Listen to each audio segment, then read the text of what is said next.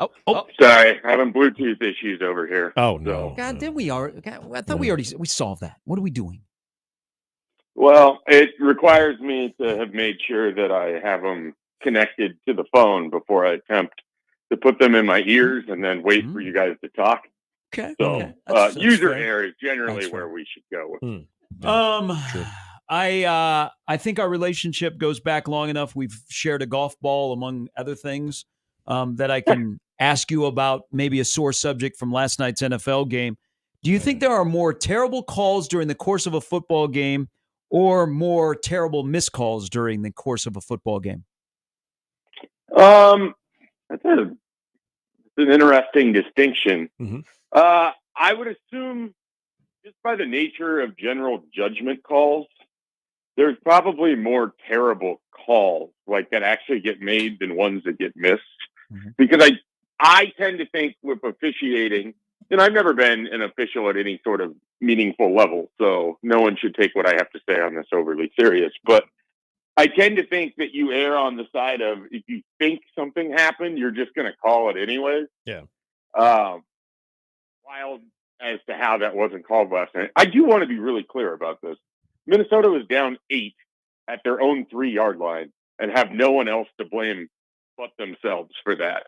At the same time, the pool reporter's comment that he got from the head official about how they couldn't see because the quarterback was, facing away from him, as they do 95% of the time on plays in the NFL, in college, in high school, in Pop Warner.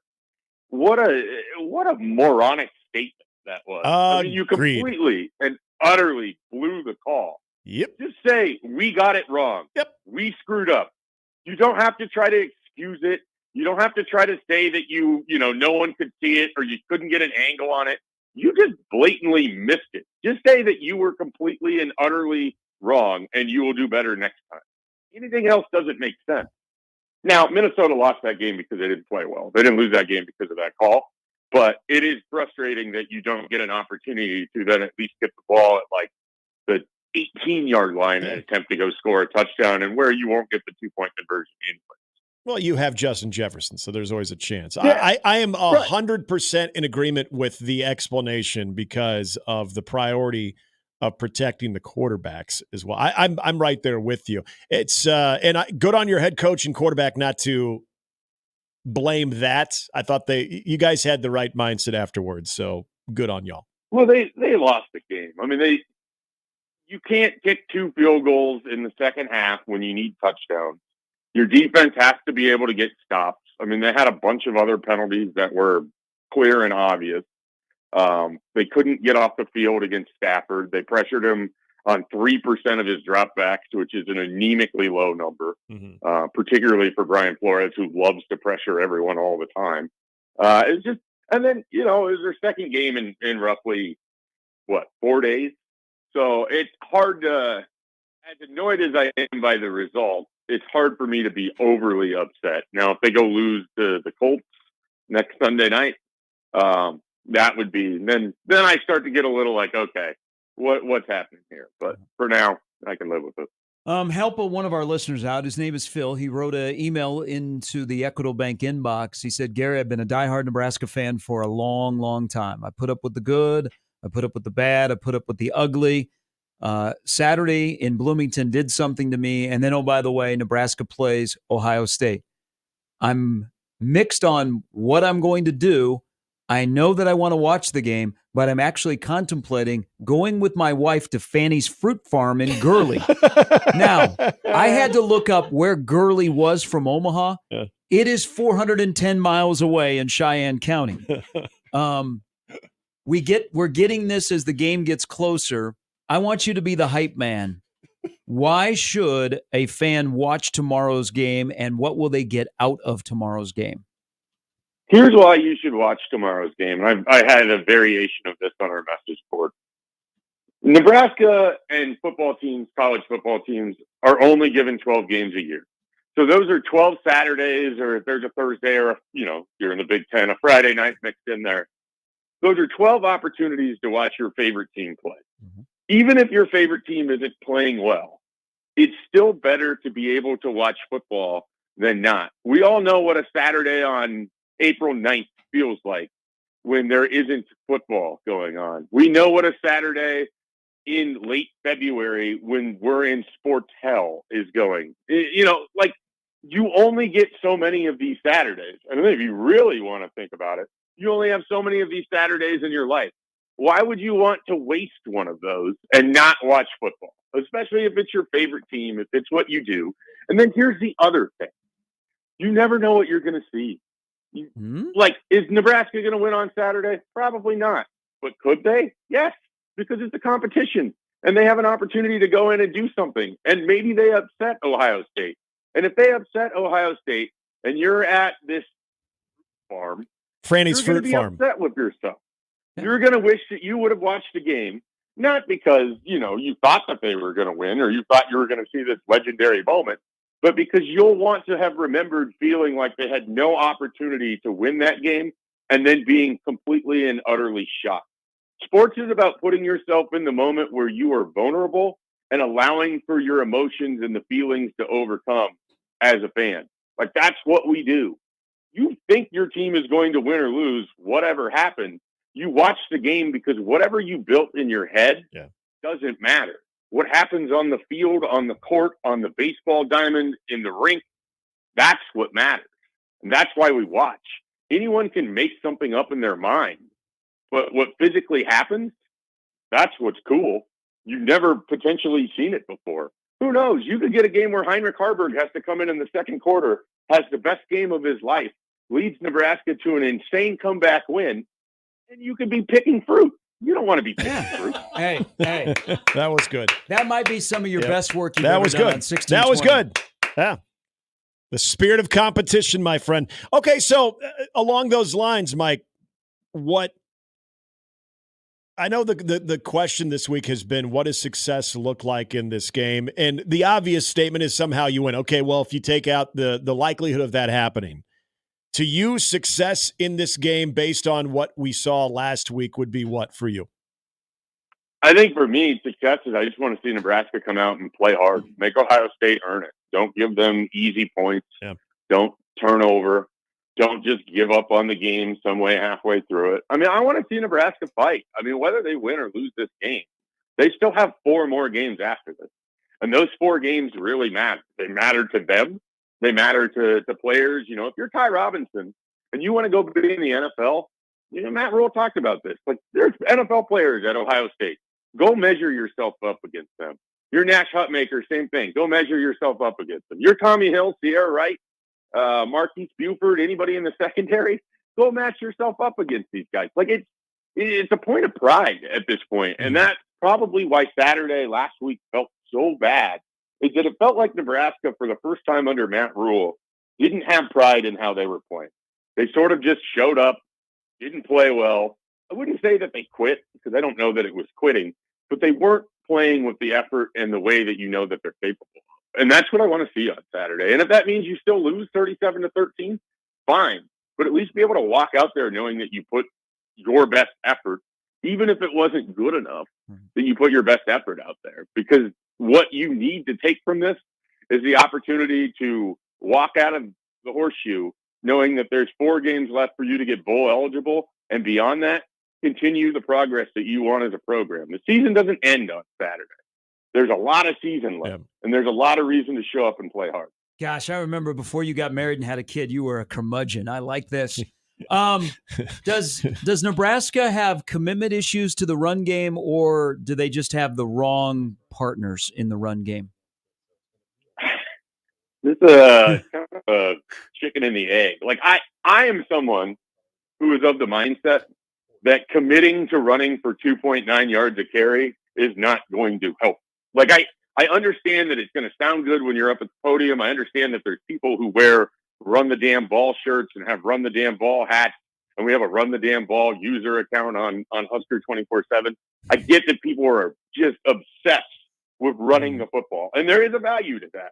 However, you have to be able to do it at some level. And Nebraska just is not running the ball very well. And so, part of why they were running those screens last week is to help stimulate a running.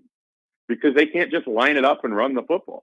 And I don't mean that they need to go full Mike Leach and throw it 90% of the time here, but they have to figure out how they're going to win games. And I don't think just plunging Dante Dowdell into the backside of his offensive line because they can't get to the second level is going to help you win games. You have to be meaningful and strategic when you're running the football, but it doesn't mean that you're just going to try to run it 60 times to prove a point. Like, I just, like, there has to be some nuance in this discussion. You have to find plays that work for you. You might have to consider not running out of the shotgun, which I think would help because you don't have a quarterback that's a running threat. You might have to consider using Heinrich Harburg a lot more than they have, just so you do have a quarterback in there that is a running threat in certain situations. I think they can get creative and do more, but I don't think it's just as simple as, well, we're going to load up Dante Dowdell and Emmett Johnson, and it's going to work for us because everybody wants us to just run the football. I don't know that they have the pieces to do it. I don't think the running backs are good enough. I don't think the offensive line is good enough. So can you marry some semblance of a running game with the ability to throw the ball downfield, which is what they were doing in the first 4 games of the season before everything seemed like it got derailed? That's more of what I want. I certainly don't want to see them go into a shell and try to play a team like Ohio State by trying to run at them. I don't think that's going to work very well for them. Schaefer, what is we were discussing a week ago going into the Indiana game, possibly seeing a more of an aggressive approach by the offense, mainly at the quarterback and seeing some deep shots and what have you. Is that, I know it sounds crazy because you have even better defenders, and better secondary than you did a week ago that you're up against, but could that also be part of, just kind of that letting it loose? We were talking about stop with the whole, there's nothing to lose, but knowing that not a lot of people are expecting it. We have expectations. Let's see what the kid can do. Let's see what the kid can do when he starts to air it out a little bit and see if you can get some matchups, design some routes that are going to give him the opportunity to let it loose a little bit. Yeah, I think there's a lot of things at play here, but it all comes down to something that Michael Bruntz kind of hammered home during 2 podcasts this week, which is Nebraska needs guys to win individual matchups throughout the field, whether that's in the passing game like we're talking about here, where you need Jamal Banks to go win an individual matchup when he has the opportunity to, or Isaiah Nair, instead of just getting taken out of the game like they did last week. Mm-hmm. And you need your offensive line to be able to win individual matchups. You need your defensive line to win individual matchups. At some point, we can take all the schemes and all of that out of it, yards per play, and all the other talking points. You need individual players on that field to go make plays.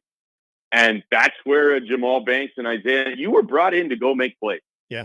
You weren't brought in to catch 4-yard passes. You weren't brought in to basically being physically manhandled by Indiana's defensive backs to the point that you're no help for anybody. Go make plays. That's why you're here. And I think part of Nebraska's struggles have come down to starting with Purdue. They got physical with Nebraska's wide receivers, and suddenly the passing game got hard. And Rutgers did the same thing, and Indiana did it to the best level that they can. And Jim Knowles and Ohio State will have something similar. So what is Nebraska going to do to counteract that? And yes, Marcus Satterfield can help out a lot with different concepts and different things. But ultimately, Isaiah Nair, Jamal Banks, seniors have to go out and make plays. Jalen Lloyd needs to be able to go make plays. Dylan Raiola has to have the confidence to push the ball down the field. I'm not entirely sure that they're mentally. That's my biggest concern, not with this game, but with the final 5 games. Where's he at mentally? But he needs help, and he needs these receivers who were brought in here to go make plays, to go make. That's what has to happen in the passing game.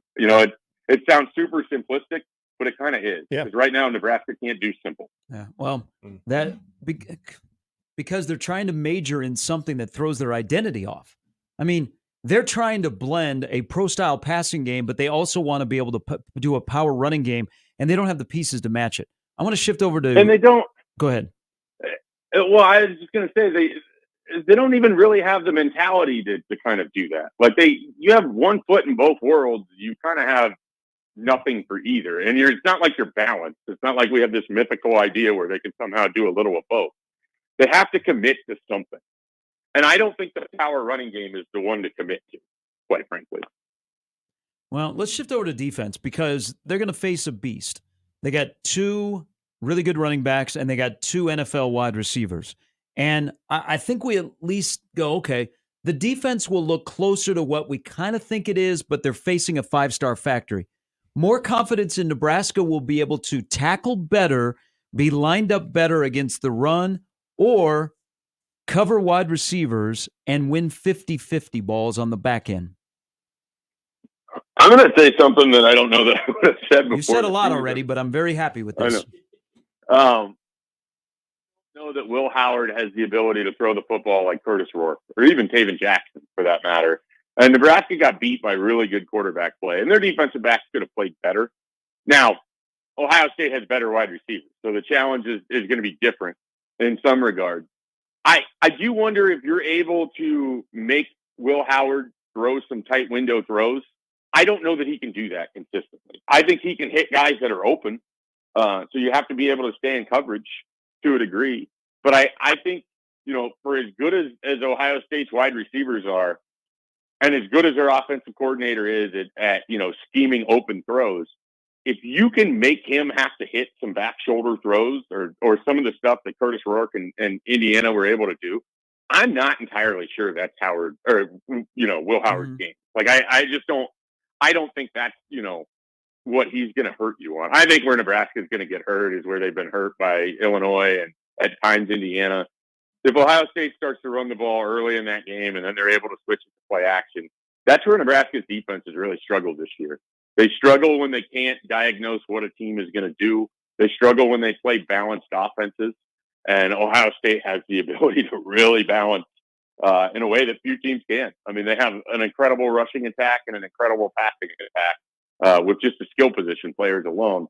But if you are able to get into situations, like if you could take the runaway and you get them in third long, you have to make Will Howard throw into tight windows. Like that has to be where Nebraska wins on Saturday. If you're able to get to 3rd and 7 or longer, you have to get off the field on those downs if you're going to have any chance in this game whatsoever. And guys have to make plays. The same thing is the same conversation as the Jamal Banks, Isaiah Nair. Defensive backs are going to have to make plays. Defensive linemen are going to have to win up front. Linebackers are going to have to make plays. Try to punch the ball out. Go for broke. You're really going to have to go for broke on Saturday if you're going to try to win this game. Any significance, Ohio State losing their left tackle, and I know they're replacing with a guy that's been in college for a little bit, has got a little experience too, but is that something or nothing in the grand scheme of this entire matchup tomorrow? I don't know that it changes the outlook a whole lot. I mean, if Nebraska can find ways to take advantage of that, more credit to them. But it's not like they went against a juggernaut of an offensive line against Indiana. They went against a bunch of guys that were pretty good, and they made them look terrible. So, again, it's a point of pride. Like, if you're matched up against that left tackle, make him earn this day. That's the thing. I think even if Nebraska loses, they have to make Ohio State earn this. Don't just give it away. If you're going to give it away, you're going to earn all of the scorn and more that you deserve. Right. All right, we will watch at 11 a.m. tomorrow, and we will dissect it, and then we'll get ready for the last 4 games. Great stuff, Schaefer. I really appreciate this conversation. Yeah, well, hey, look, I might be a curmudgeon, but I'm always pro sports when it comes to apple picking. Have you been to Franny's Fruit Farm in Gurley, Nebraska? No, I went to Martin's Hillside Orchard on Sunday with Hudson. Yeah. And he really enjoyed it. We met up with my brother and sister-in-law and their kids. It was a good time. It was nice. There was lots of people out. We picked some pumpkins. Nice. Shelby got some apples. I'm not saying that people shouldn't do this. I'm just saying if you have the choice, you should probably pick the live sporting event. All right. I'm with you. I'll be there tomorrow. Thank you. Have a great weekend. All right, guys. Have a good one.